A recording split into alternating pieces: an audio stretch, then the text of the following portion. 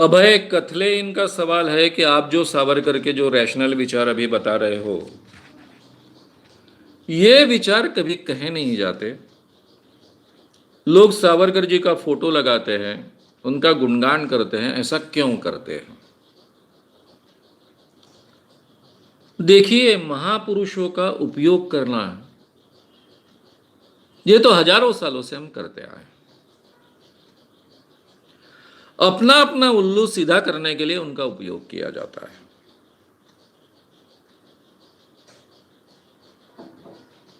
गाडगे बाबा जैसे बहुत ही रैशनल संत, उनका संस्थान है, उनका एक ट्रस्ट है। गाडगे बाबा ट्रस्ट ने, यानी गाडगे बाबा जब जिंदा थे उन्होंने ये केयर ली, उनकी बेटी थी। कई लोगों ने सुझाया कि ट्रस्ट में एक ट्रस्टी कर कर उनके बेटी को लिया जाए। गाडगे बाबा ने आग्रह कर कर अपने बेटी को ट्रस्ट में भी नहीं लिया, यानी संपत्ति का कोई हिस्सा तो दिया ही नहीं, क्योंकि उनकी खुद की व्यक्तिगत संपत्ति कुछ थी नहीं, सब ट्रस्ट की थी। इतनी केयर लेने वाला आदमी जब मर जाता है, उसके बाद में इस ट्रस्ट के कई जगह इमारतें हैं, धर्मशालाएं हैं, संस्थाएं हैं, स्कूल्स है, कॉलेजेस है। मेरे मित्र श्रीकांत देड़के, उनके पिताजी, वो ये ट्रस्ट में एक पदाधिकारी भी थे। जब मैंने अंधविश्वास के खिलाफ काम शुरू किया तो उनका बहुत प्रयास रहता था कि ये काम जो है वो गाडगे महाराज का काम है, और शाम तो रोज गाडगे महाराज का नाम लेकर बोलता भी है। तो ये ट्रस्ट ने, जो गाडगे महाराज ट्रस्ट है, 1956 में गाडगे महाराज मरे हैं, वो ट्रस्ट ने श्याम मानव के काम को मदद करनी चाहिए, इसके लिए उन्होंने कई बार प्रयास किए, लेकिन वो फेल हुए, क्योंकि ट्रस्ट के बाकी लोगों को उनके अंधविश्वास के विचार से कोई लेना देना नहीं था। उनको गाडगे महाराज का नाम, एक झाड़ू वाला गाडगे महाराज, यहीं तक सीमित करना था। मैं सच कहता हूं कि अगर मेरा आंदोलन नहीं होता तो गाडगे महाराज को झाड़ू वाला महाराज कर कर ही लोग जानते थे। इसके आगे लोग उनको कभी पहचानते नहीं। ये उनकी अवस्था इस ट्रस्ट ने कर दी थी। सेम थिंग स्वामी विवेकानंद जी के। मैं अभी कुछ गए साल में चेन्नई गया था। चेन्नई के समुद्र किनारे स्वामी विवेकानंद जी का एक बहुत बड़ा स्मारक है। उस स्मारक में प्रदर्शनी देखने गया, समय निकालकर हर फोटो, हर चीज बारीकी से देखते गया। मुझे एक भी जगह, इतना बड़ा वो स्मारक है, मुझे एक भी जगह कभी स्वामी विवेकानंद जी का रैशनल विचार दिखा नहीं, सामाजिक विचार दिखा नहीं, एक भी जगह नहीं दिखा। उनके अमेरिका के भाषण, धार्मिक, ये वो सब सब सब दिखे, लेकिन स्वामी विवेकानंद जो इतने ताकत से सामाजिक विचार रखते थे, अंधविश्वास के खिलाफ विचार रखते थे, ज्योतिष के खिलाफ बोलते थे, ऐसा एक भी वाक्य पूरे इसमें कहीं दिखा नहीं। जबकि उनके कई उद्धरण ऐसे बड़े बड़े इसमें लगे हुए थे। नागपुर में स्वामी विवेकानंद का बहुत बड़ा आश्रम है, रामकृष्ण आश्रम कहते हैं उसको। मैं मेरे कॉलेज के दिनों में वहां जाता भी था। तब मुझे स्वामी विवेकानंद कभी सामाजिक विचार रखने वाले व्यक्ति थे या फिर वो इतने रैशनल थे, ये कभी पता नहीं चला। ये स्वामी विवेक, इसीलिए तो जब भी मैं स्वामी विवेकानंद जी की बात लेकर उनकी बात कहता हूं, सावरकर की बात उनकी बात कहता हूं, तो सावरकर को मानने वाले, विवेकानंद जी को मानने वाले लोग अचंभे में पड़ जाते। अरे हमको आज तक किसी ने बताया नहीं। तो ये लोग अपना उल्लू सीधा करने के लिए आज तक ये बातें छुपा कर रखे, कहते नहीं। अभी जैसे नागपुर का एक संस्था है, नागपुर के सावरकर प्रतिष्ठान,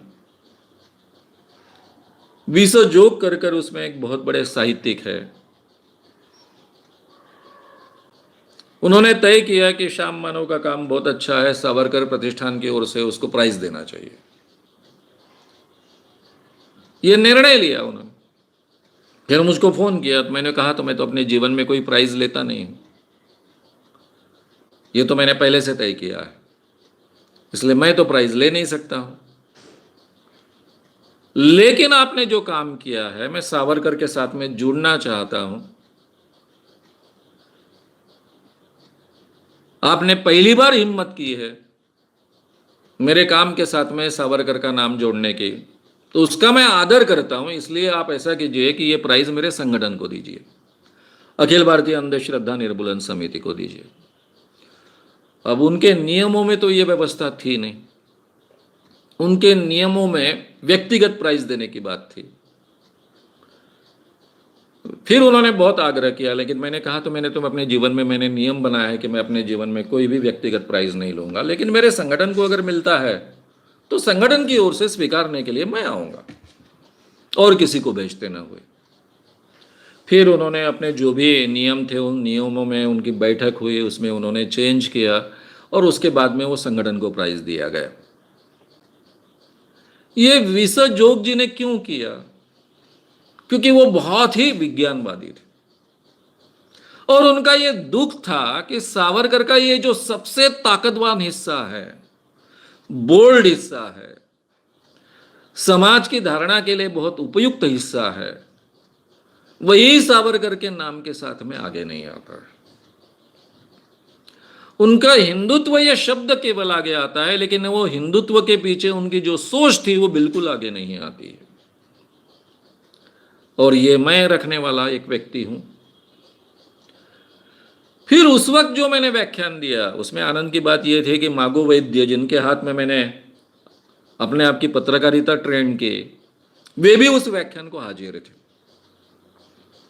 और मागो वैद्य के आगे मैंने ये सावरकर रखे, जो आज भी मराठी में वो व्याख्यान उपलब्ध है यूट्यूब पर।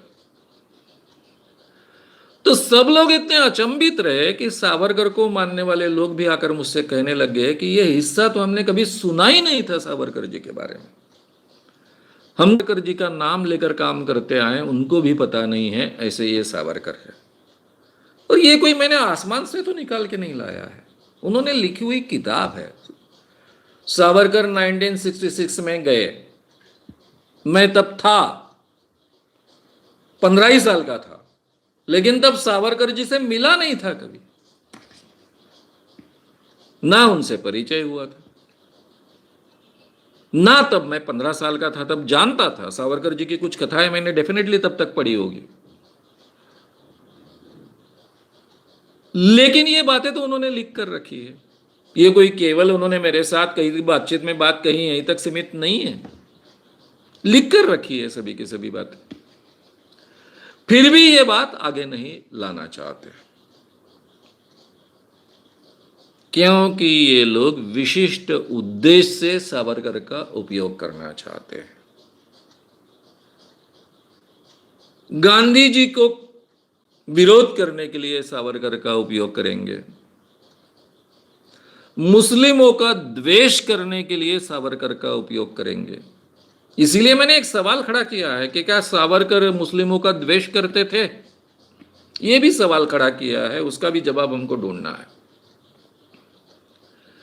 तो स्वार्थों के लिए महापुरुषों का उपयोग करना, यह भी हमारी एक परंपरा रही है, और सावरकर भी उसका हिस्सा रहे।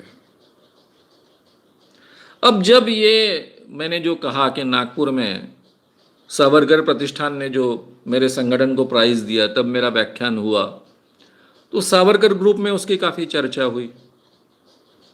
सावरकर का एक प्रतिष्ठान है दादर में, मुंबई में। हालांकि वहाँ मैं अंधविश्वास पर एक व्याख्यान देने के लिए गया था, मेरी स्टूडेंट वहाँ पर उस आयोजकों में से एक थी, तो उसने व्याख्यान रखा था। तब मुझसे कहा गया कि आपका इस विषय पर, सावरकर के सामाजिक विषय, इस पर विचार, इस पर एक व्याख्यान रखना चाहिए सावरकर प्रतिष्ठान ने। मैं प्रयास करता हूं। और जिस व्यक्ति ने प्रयास करने की बात कही थी वो बहुत बड़ा पत्रकार था। मैंने उनसे तभी कहा था कि आप प्रयास करो, लेकिन आपका प्रयास सक्सेस होना कठिन है, क्योंकि कोई भी सावरकर का प्रतिष्ठान इन विचारों को महत्व देना नहीं चाहता है। वो केवल सावरकर का हिंदुत्व इस शब्द का उपयोग करना चाहता है, फिर उनका देश प्रेम, फिर उनका त्याग, इसके आधार पर जो एक वातावरण बनता है उसका उपयोग करना चाहता है। तो ये मैंने गाडगे महाराज के बारे में देखा, सावरकर जी के बारे में देखा, विवेकानंद जी के बारे में देखा। ये तो हमारी परंपरा है।